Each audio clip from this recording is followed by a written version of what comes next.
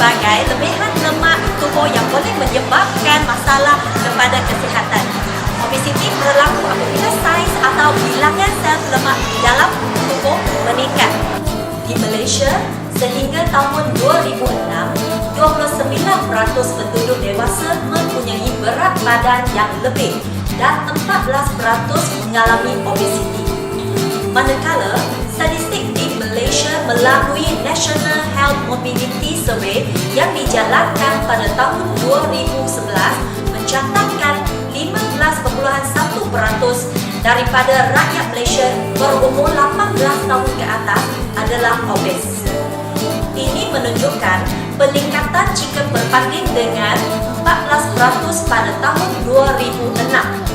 Ianya bermakna seramai 2.6 juta populasi dewasa di Malaysia adalah obes. Dan Malaysia menjadi negara tertinggi mempunyai kadar obesiti di kalangan negara-negara Asia Tenggara. Obesiti merupakan masalah kesihatan yang kini menjadi ancaman terbesar kepada rakyat Malaysia, dengan seorang daripada 3 rakyat Malaysia mengalami masalah berat badan berlebihan.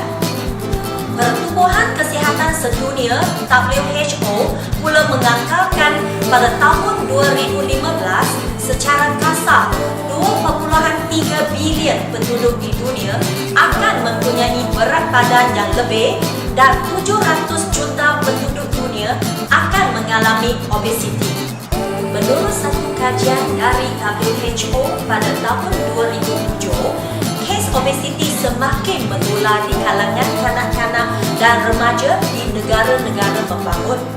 Penyakit obesiti merupakan satu faktor utama yang akan membawa kepada rintangan terhadap insulin dan sindrom metabolik. Sindrom metabolik adalah tinggi di kalangan penduduk dewasa di Asia. Di Malaysia, peningkatan masalah obesiti di kalangan kanak-kanak yang berumur antara 7 hingga 10 tahun adalah 6.6% bagi umur 7 tahun dan 13.8% bagi umur 12 tahun. Sebanyak 12.8% daripada kanak-kanak ini adalah lelaki. Masalah obesiti juga semakin ketara di kalangan remaja berumur antara 13 tahun hingga 17 tahun. Kanak-kanak yang mengalami masalah kegemukan adalah berisiko untuk menjadi obes apabila dewasa, dan keadaan ini akan menjurus kepada kewujudan masalah kronik yang lain pada masa hadapan. Obesiti tidak mengira bangsa, jantina maupun umur seseorang. Antara karakteristik masalah obesiti pada seseorang adalah berat badan sekurang-kurangnya 2 kali lebih berat berbanding ukuran ideal. Terdapat faktor-faktor tertentu sama ada dalaman atau luaran yang mendorong kepada berlakunya obesiti. Antara faktor-faktor adalah seperti faktor genetik dan keturunan, tiada senaman yang mencukupi, nutrisi yang tidak seimbang, pengambilan makanan dengan kadar yang banyak, penyakit, lingkungan persekitaran, budaya makan tengah malam, umur dan ubat-ubatan. Obesiti merupakan satu penyakit kronik yang boleh menyebabkan berbagai penyakit. Obesiti akan meningkatkan risiko stroke, diabetes, vena varicose, kematian pramatang, serangan jantung, sakit sendi, tekanan darah tinggi. Selain daripada itu, obesiti juga menyebabkan kegagalan sistem pernafasan, kegagalan sistem perkumuhan, kanser dan sebagainya.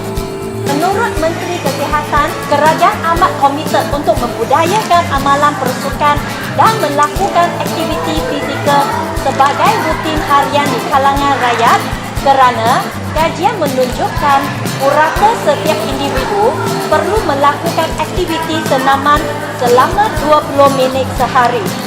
Golongan obes sepatutnya menunjukkan kegigihan dan sikap positif dalam menangani masalah berat badan ini.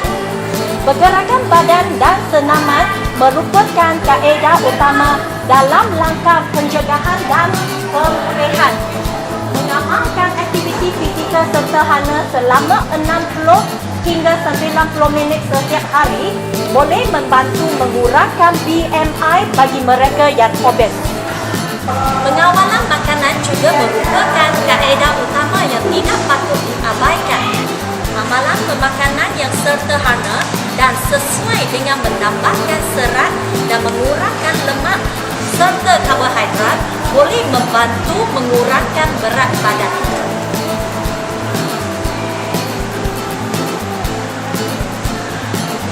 Justeru, obesiti adalah penyakit kronik yang memerlukan rawatan susulan berpanjangan, terapi dan perhatian yang wajar oleh pengawal perubatan. Saringan obesiti hendaklah dijalankan di premis kesihatan yang berdaftar di Kementerian Kesihatan Malaysia.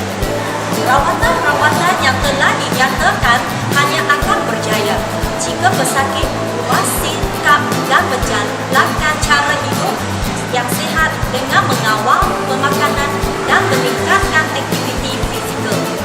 Mengamal konsep kesejahteraan adalah memperkayakan sikap ke arah kesihatan yang akan mendorong mengurangkan faktor-faktor potensi risiko penyakit, utamanya obesiti yang merupakan punca utama sekali meningkatkan kesejahteraan.